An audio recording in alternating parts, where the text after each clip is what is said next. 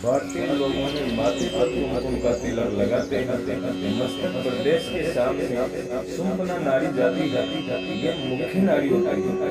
सुंपना नारी ये जो अपनी नारी होती है, ये नारी ये मुख्य नारी होती है। सुंपना नाम है इसका, सुंपना नारी है।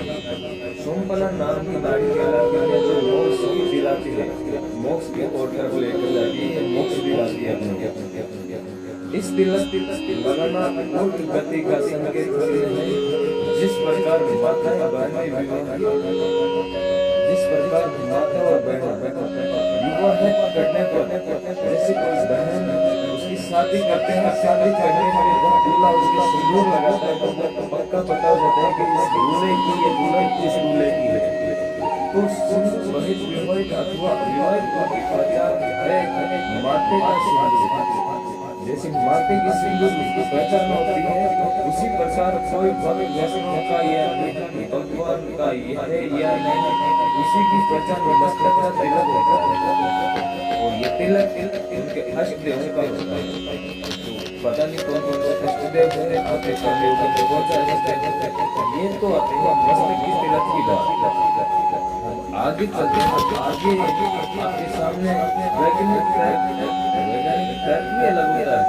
जो तिलक आगे चक्कर चलने लगने से यह बात बढ़ती है कि आवागमन तेज होता है और ये आंखों के माध्यम से माथे पर एक नस जाती है। कुमकुम का यह तिलक लगाने से उस जगह का ऊर्जा मिलती है। और तिलक लगाते समय अंगूठे या अंगुली में दबाई से रक्त संचार होता है। चेहरे की घुटनों की ओर रक्त समाप्त संसार की मांसपेशियों में संक्रिया हो जाती है। प्रस्ताव के बाद में भूरदल स्थान के अंदर की होती है, जो सभी ग्रंथियों को निश्चय करके ग्रंथि कर जाती है। इसी स्थान पर खोपड़ी के अंदर पीनियल ग्रंथ होती है, जिसका स्राव मनुष्य को समाधि की स्थिति तक ले जाते हैं। ये मस्तक का तिलक मस्तिष्क के उस भाग में रजिस्ट्रेट करता है जो सजीव ज्ञान प्राप्त अध्ययन प्राप्त केंद्र हो जाता है। इसलिए माथे पर तिलक लगाया आती है बारी माला की। जैसे ये तुलसी माला है, ये तुलसी माला है, ये योग माला है। अब ये इन मालाओं का वैज्ञानिक के तौर पे बताते हैं। जिस प्रकार मंगलसूत्र पहनाना विधि महिलाओं का धर्म है, वैसे ही माला पहनना हमारे भगवान के भक्त का धर्म है। माला पहनना हमारे भगवान का भक्त का धर्म है। ये भगवान की अच्छा वैज्ञानिक के तौर पर चलो आप तो माला स्पर्श के रक्त सुधारता है। ये ईश्वर के एक साथ एक प्रकार की धर्मक अनुभूतियाँ देती है। तुलसी के अंदर जो तत्व होते हैं हमारे शरीर में रक्त को स्वस्थ करने के लिए घटक हो जाते हैं। रक्त घना होने के कारण में चर्बी जमा होती है, जिसका दौरा रक्त दौरा आदि होने की आकांक्षा बढ़ती है। तुलसी के स्पर्श से रक्तमाला पतला हो जाता है और रक्त वहीं में रुकावट ग्लूकोज नहीं हो पाते हैं। संकोच के साथ तुलसी को स्पर्श की हुई वायु अंदर जाती है, जो मस्तिष्क और तुलसी गुण पहुंचाती है। ये तुलसी माला इसलिए बनी जाती है।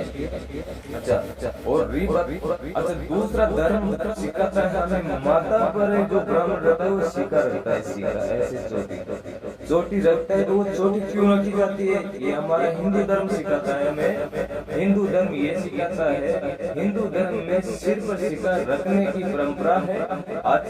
हमारे आचार्य कहते हैं कि सहज को जागृत करने के लिए सिक्का चोटी रहती है, जिससे मन जिससे मन, ये शिखर की चोटी का मन का शरीर का नियंत्रण होता है। सहस्रार रथों का जो आकार होता है वह गाय के खूर के समान होता है।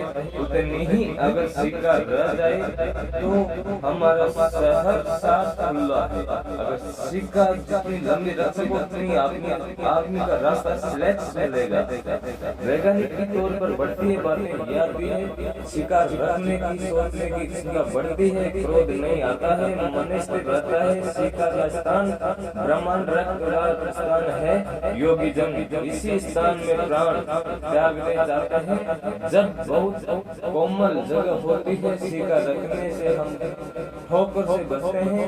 ये हमारी सिर की रक्षा करती है, इसलिए हमारी चोटी रखी जाती है। इसमें हिंदी उर्दू भाषा के अंदर चोटी बोला जाता है।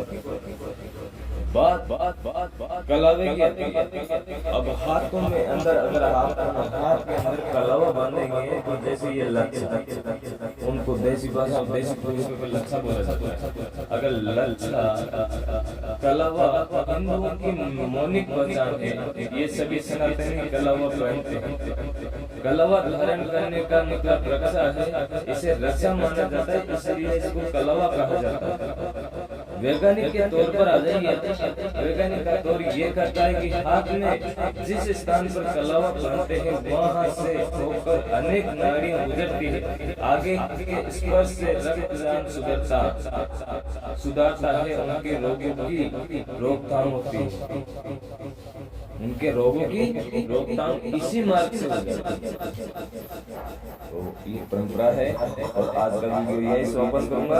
और अगर आप आगे भी पूछना चाहेंगे तो आप कमेंट में बताना और संपर्क बताना कहाँ से हो। और आपको सनातन धर्म की ओर लेकर चलेंगे। ऐसा कोई मार्ग नहीं है जिसे हम सुन पाएंगे आपको। और आपको जब तक आपके मन में अनुमान नहीं होगा तब तक कोई सिद्धांत नहीं होगा। जब तक के लिए